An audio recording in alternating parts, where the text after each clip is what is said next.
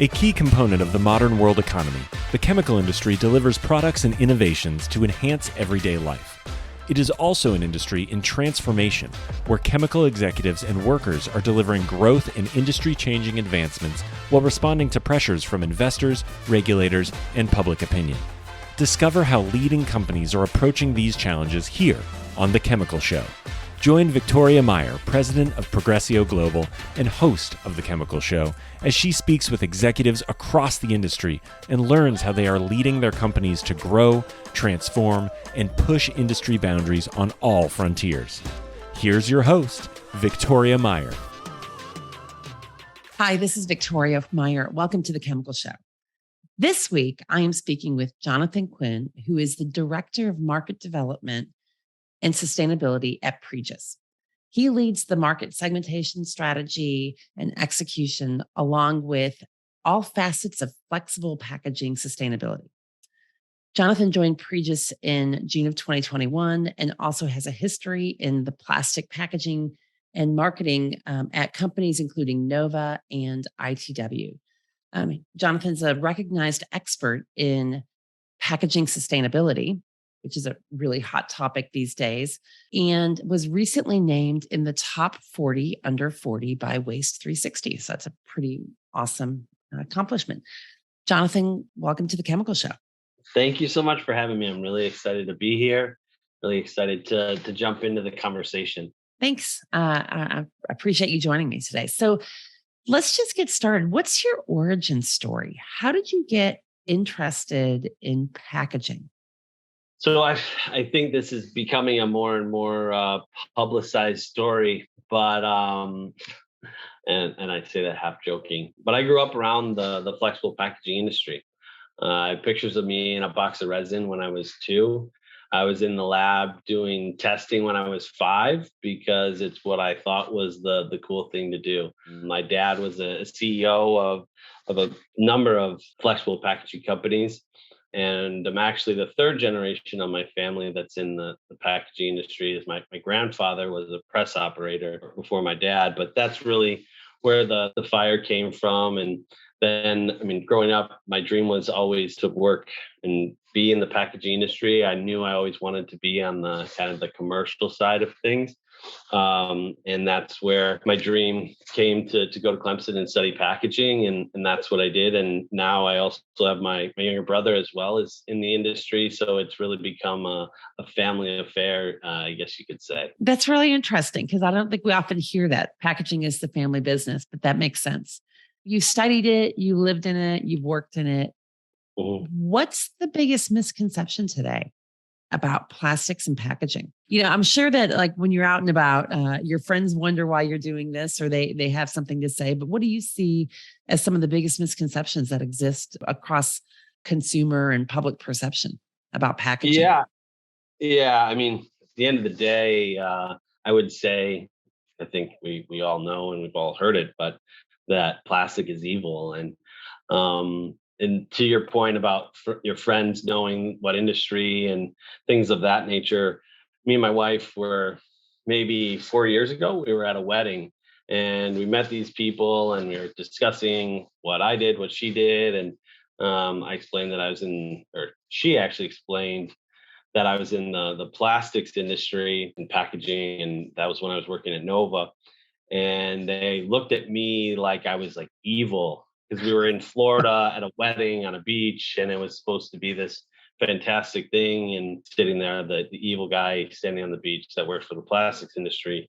And without missing a beat, my wife jumps in and kind of said, "No, it's not evil. Plastic isn't bad."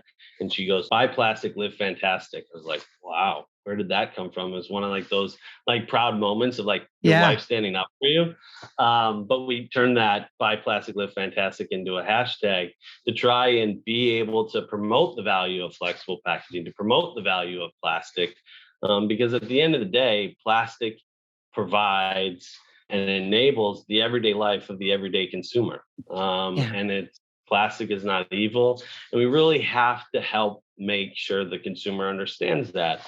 And every opportunity that I have, that's one of the things that I look for. And I have 2 kids and my hope is that they want to be a part of the plastic and flexible packaging industry one day, and that they're proud to be a part of it. I don't want them to have to go to school and worry about somebody saying, no, your dad's evil because he works in plastic. We've got to enable them and give them the ammunition to also help promote the value of plastic and plastic packaging. But it starts with the consumer. Yeah, it's interesting. I think I'm old enough that I've seen some of the evolution in packaging, just in the terms of changing material, even something like milk bottles, right? Like Hmm. which used to be in paper board, coated paperboard, right? That eventually, Right. eventually they migrated to plastic gallons, and that was awesome. Or sodas starting from glass bottles, and I remember the first 2 liter bottle I saw. I was like, what is this? And there's also who could drink that much soda? Well, as it turns out, uh, a lot of consumers can, right? So I think sometimes individuals, if they've not seen the evolution of how plastics has contributed to lightweighting, contributed to longevity of food, all the contributions it's make, it's easy just to see, oh, I use it and then I dispose of it. Right. And Yeah. so not understanding what the use case is really. So in fact, what's interesting is, McKinsey recently published the climate impact of plastics study, which really looked at life cycle analysis of plastics packaging in particular, and concluded that, plastics have a lower total greenhouse gas contribution than alternatives in most applications, right? Something like 13 out of 14 categories, plastics is Hmm. better. And yet, to your point, people don't really understand that. So, how do we change that narrative? What do you see working to change the narrative, if anything? Yeah, so I think one of the big things, and just similar to you, if you reflect as you reflected back on to the evolution of glass and Coke and carbonated beverages and that transition, if I reflect back to when I was in elementary school and younger, it was always about save the toucans, save the trees. Like, we can't cut down the rainforest so that we can have paper. We have to come up with different ways. Mm, And then in addition to that, it was don't smoke. And what do we do with that stop smoking campaign? We take all that messaging and we bring it home. And yeah, the same is true now. I think there's a real opportunity to educate consumers and educate at younger levels, educating kids and the schools, educating the teachers in the schools, and creating science based programs for them to implement and educate so that they're all taking this message and bringing it home yeah, and building off of it. And that's where I see there being a critical opportunity to make sure that the misinformation and misunderstanding doesn't continue to fester in the younger generations, but they're actually able to bring up and showcase that. So showing them and bringing that, call it awareness and overall value for materials, and showcasing to them how they can recycle flexible materials, because that's one of the biggest challenges, is that there's not curbside recycling of flexible materials. So there's a number of things that are at play there. But creating and leveraging those programs for younger people, I think is probably one of the greatest opportunities that we have. yeah. Do those programs exist yet? I know you're involved pretty heavily with Flexible Packaging Association, maybe others. Do you see those programs coming to fruition? Yeah, yeah. I mean, that's one of the fundamental and foundational reasons in why I started the Emerging Leadership Council within the Flexible Packaging Association, was to create opportunities to educate at the younger levels, to create, call it modules for member companies to be able to leverage and go out and educate in their communities about the value of flexible packaging and of the value around plastics recycling.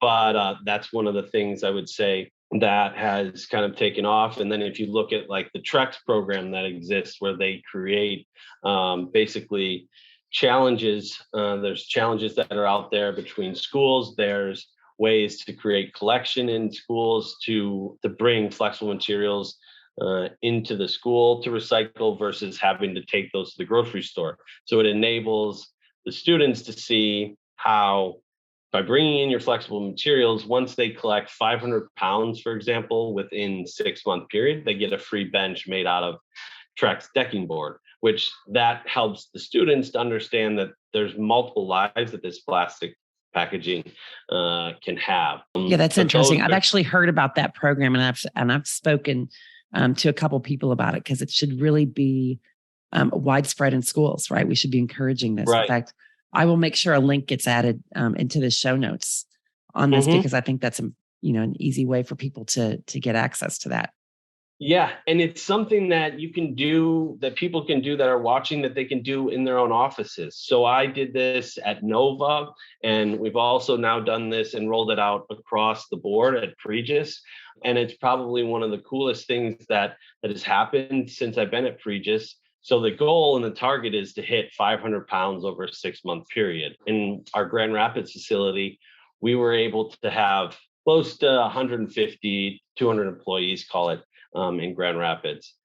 They were able to collect in the first 6 weeks 2,000 pounds of flexible materials that they brought outside the house or outside the plant. And why is that such a big deal? Well, that 500 pounds is the equivalent to 42,000 grocery bags. That's a lot of film. That's a lot of material. We've had one employee who created a partnership with a food bank, a local food bank, to get their flexible materials because they weren't recycling it. Wow. And brought that material in. And so now it's created a connection and an education opportunity for that food bank, plus us working collaboratively and collectively to increase the amount of flexible material being recycled and to showcase that, again, that value of flexible packaging and recycling.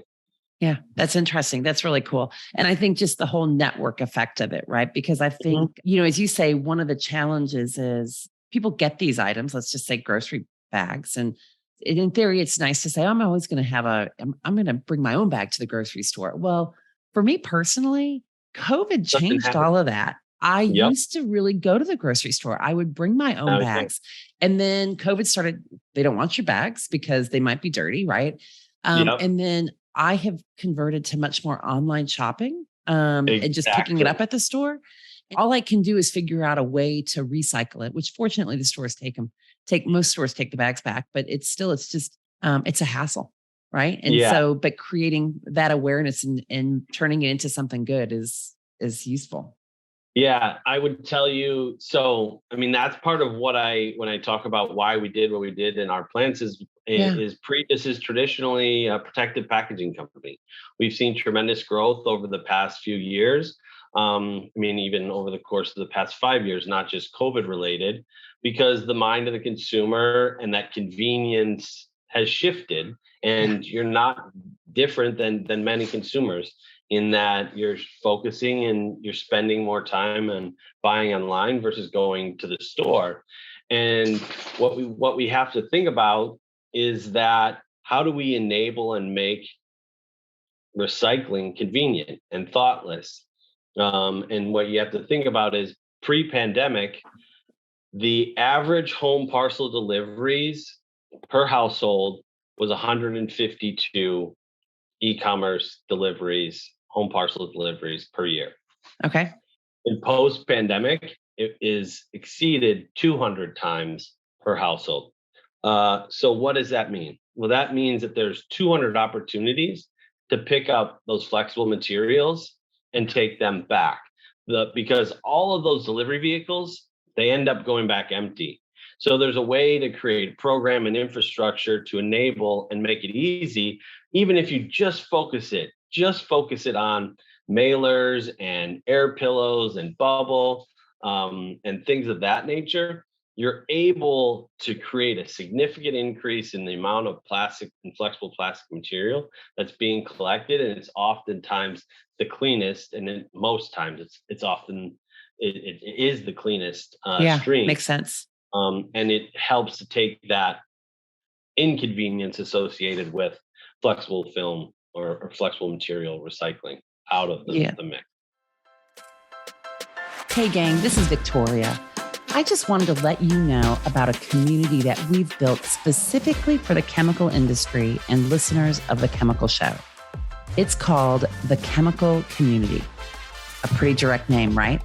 The Chemical Community is a web-based community accessed right from your desktop or smartphone, built specifically to increase engagement between you and your peers in the chemical industry.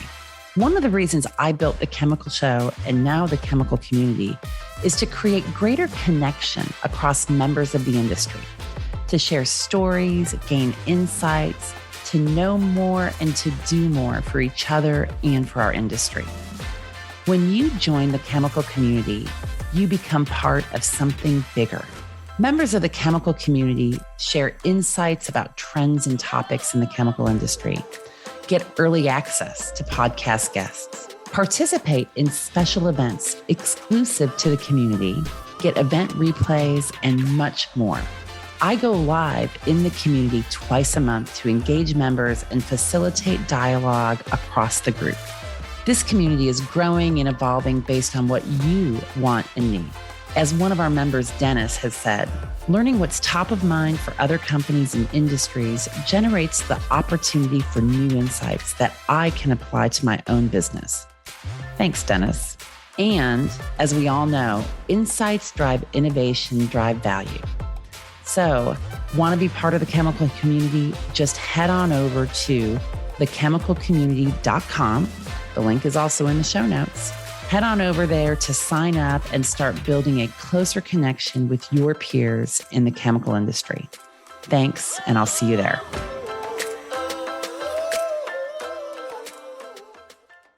Recycling film is critical to the whole advanced recycling Yes.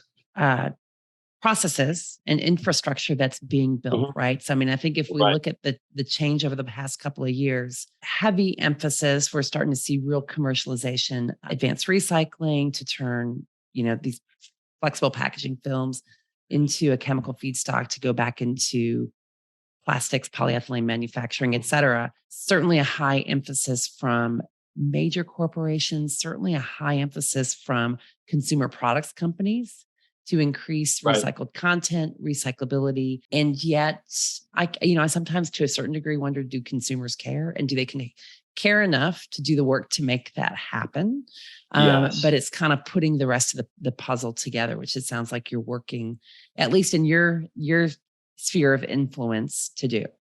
Yeah. I think the caring is one thing, but the knowing is the other aspect. Yeah. And that's, I think, the other critical part of the conversation. And when we talk about consumer, at the end of the day, there's a lot of legislation that's being done today. And who's making that legislation? Who's bringing that legislation forward? It's a consumer. And we have to make sure that the legislators understand the decisions that they're making, the proposals that they're bringing forward, and the impact that and consequence of those would have. And I think that's a lot of what, you brought up advanced recycling, and there's a number of states that don't support advanced recycling. And those are the states where we need to focus and make sure that people understand that when we talk about advanced recycling, we're not talking about necessarily waste to energy. We're taking and we're breaking the product back down to the monomer, to the pyrolysis oil state, and bringing it right back to the virgin material. And we need to be doing that in critical applications like food and medical, to be able to have that recycled content, to be able to have that broad impact when it comes to the circular economy. Those are some of those critical things. And that's why that education piece is so critical. It's not just for the general consumer, it's for the broad consumer base, and eliminating that misinformation that then is taken forward by people in a policy and legislative position. Yeah. And I think, one of the things you talked about is kind of the consequences of the legislative actions and understanding the impact, right? So, I think we've seen the downsides of some of these things, like certainly if we think about energy, some of the energy policies in Europe that had negative consequences when there wasn't wind energy available, right? So there's the knock-on effects of all this. So I think when we start looking at these targets for 2030 and 2050 about recycled content, it's hard to see a glide path there very easily because the infrastructure is not there. The value chain is disconnected at this point in time. Yeah. comment around that infrastructure and the where the recycle stream is today. And this is, I think, one of the most critical points is when it comes to the quality and in feed and supply, it's not it's not there yet. We're on this evolution and this trajectory. We're going to get there, but we're still in that infancy. So taking and having that highest quality PCR, it's a continuous improvement type of situation, and we'll eventually get there. But where we are today isn't where we need to be. Yeah. So let's talk a little bit about Pregis. What's Pregis's approach on sustainability and recycling? What are kind of some of the key activities that Pregis is taking on today? Yeah. So I think one of my most passionate reasons for being a part of Pregis is their position in regards to sustainability and what we've been able to develop and do over the course of the past 14 months and continue to evolve on that. But it really lies and revolves around three, call it pillars. So it's to protect, preserve, and inspire. So the protection aspect is protecting products. It's eliminating of reshipments on that traditional Pregis side of the business, where it's been around protective packaging. But then focused on our flexible blown film side of things, it's really about food preservation and eliminating waste, eliminating food waste, and things of that nature. The preserve aspect is preserving the environment, making sure that we're not impacting, that we're reducing our impact on the environment through all different sorts of various initiatives and our commitment to the climate pledge and our commitment and membership within the Alliance and Plastic Waste and a number, the Flexible Packaging Association as well, and a number of other things. And then our inspire is one of the things that I personally probably connect with the most, because my mission, if you asked for as long as I can remember, has been to positively impact people. And inspire is just that. It's about having an impact on people, the people in which we operate, the communities in which we live, and on a global basis. And we also have our Inspire product line. So if you ever see a blue inflatable or blue bubble wrap, most likely that's ours. And why it has that blue tint is we're associated with an organization called Uzima. So part of the proceeds from that product line go to bringing water filtration to at-risk or communities that have been faced with a natural disaster and they don't have access to clean drinking water. And that's one of the things that a lot of us take for granted is our access to clean drinking water. And so making sure that we're having and investing and having that positive impact on people is really what is foundational within that inspire pillar. But all of that comes together to really round out our overarching sustainability focus. Got it. Makes sense. That's very cool. I'm going to loop back onto the Emerging Leadership Council because I think it ties into this positively impacting people, right? So as part of the Flexible Packaging Association, you founded the Emerging Leadership Council. What is it? And I guess, why does it matter? Yeah. So growing up around the industry and actually while I was a student at Clemson, I won the Flexible Packaging Association's scholarship. So I've been a fan of the Flexible Packaging Association, obviously, and just had noticed that there was a high level of engagement as far as higher level within organizations, but as far as visibility for others and just the development of people within the association wasn't really happening. And I also did some research into understanding membership and membership retention, and family-owned businesses were coming into the next generation, and they were saying and going to these meetings saying, well, I don't really want to hang out with these people. I don't really know them. I'm not really connected. We're just going to leave. And that's not what we need. We need to be connected, cohesive, and progress as an industry. So I brought forward this idea to really create engagement, to bring that next generation of leadership along for the ride, and really sustain and help sustain the industry for many generations to come. And I think one of the big things was getting these people engaged and making sure that this wasn't just going to become a millennial party, that this was going to be an action-based group that was going to make progress, that was going to bring a different dimension to the association and to the industry, to really create a separation between the flexible packaging industry as a whole versus others. So we have 4 basic committees that all roll up into the flexible the Emerging Leadership Council, focused on education, which speaks to what we were talking about earlier about educating younger people and older people as well on the value of the flexible packaging industry. Recruitment and leadership development is all under one. And within recruitment, we have a intern program that is conducted throughout the summer.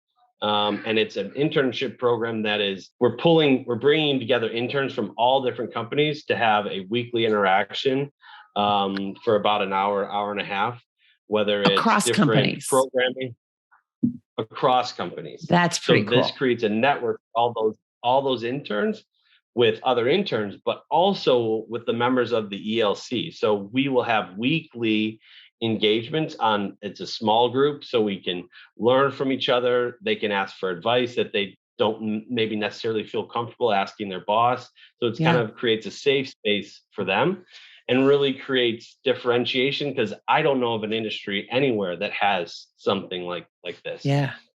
And then we also have a committee on diversity, equity, and inclusion. This is something that I'm really passionate about, to make sure that everyone feels like they can bring their whole self to work and to the industry, and really make sure we're getting differing perspectives and different ideas. So what this committee is doing, really focused on right now, is creating a playbook and programs that member companies can roll out within their organization. Maybe they don't have the horsepower or the capability to do something like this, but we give them out of the box kind of a way and a guide path to being able to do that. Awesome. And then the fourth is advocacy. So this is all about advocating and understanding policy and the policy related conversations. This is being engaged in those conversations and creating tools and guidance for the member companies as well. So that's really how the ELC came to be and what it's become, and it's having an impact. If people wanted to be part of the Emerging Leadership Council, how do they do that? Can they join, or is it a nomination? Yeah. Yeah. So in order to be a part of the ELC, you first have to be a part of an FPA member company. Okay. And if you are a part of a member company, there is a nomination. So whoever serves as the primary member within the FPA would be able to nominate you. Got it. Sounds like a really a great organization. And I know one of the things, we talked about before we started recording was just even this need to enable that next generation of leadership, right? To be able to lead, to be able to have that impact, to have the networks. I think the fact that you've created an intern network across companies is really powerful, right? Because I know personally, one of the hardest things about going to an industry group, you didn't call it out, but I'll call it out. It's the gray hairs, right? It's always the gray hairs are there. They all seem to know each other already. Mm-hmm. Right. So figuring out how to break in when you're not part of the in crowd is really difficult. Mm-hmm. And so helping people create that network early in their career is really, really helpful and really unique. Yeah, no, I totally agree. And I probably would say I've tried to be a part of that in crowd, but it's fine if I could say I'm halfway into the in crowd. But if I only was a part of that in crowd, well, in 10, 15 years, I'll be sitting there by myself. And finding ways to bring others along for the ride, finding ways to create engagement and leverage their learning. But also, if you look at it more long term, is making sure that we have sustained success and sustained leadership and really create that continuous bright light as far as the future is concerned. And always going into it with the mindset is the best is yet to come for the industry. And in order for that to be a reality, we have to continuously pull great people and great minds and people with passion. And we have to bring all that together to make sure we continuously advance. Yeah, makes sense. That's really awesome. It sounds like you've got a lot of great things on your plate and that you are working on. So what's next for you? What's next for Pregis? What's next for flexible packaging? What do you see coming up? That's probably one of the coolest questions I've ever been asked, because there's just so much.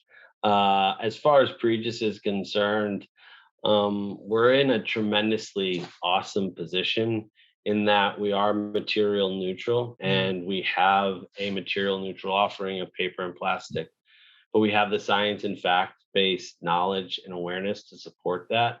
And that makes us, I think, very well positioned to be a part of these conversations in regards to on the state level. And so we're going to continue to be engaged there, continuing to make sure that the voice of sustainable packaging is heard. And it's sustainable packaging is not one material or the other. There's no silver bullet. We got to be about collaboration and partnership. But we've invested significantly in our blown film extrusion capabilities over the course of the past 18 months. And we have a significant and further investment in that area, which is an area of within the blown film category has not really seen a relevant major player come into the market in many, many years. So we're going to continue there, and we're going to continue to focus on all of the other categories, and whether that's bagging or whether that's surface protection or whether that's inside the box protection or whether that's our systems approach. There's so much excitement right now within Pregis. But within the flexible packaging industry, I think we've got so much horsepower right now and so much positive momentum.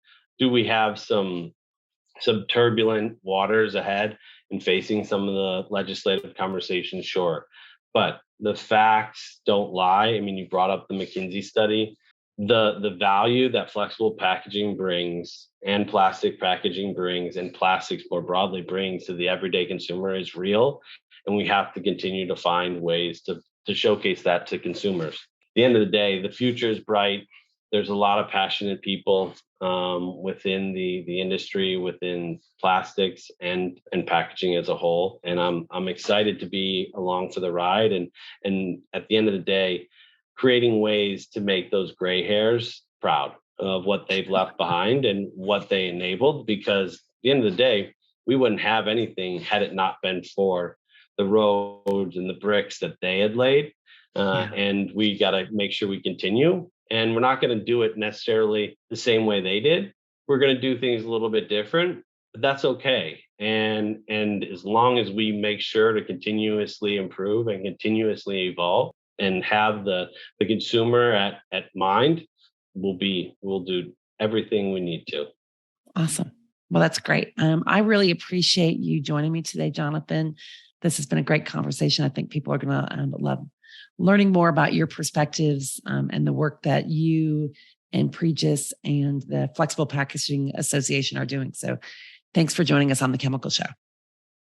Thank you so much. I really appreciate you and all the work and creating this visibility to everything that's taking place, because it's very much needed. And I know that I appreciate it and others do as well. Well, thank you for that. And thanks everyone for joining today.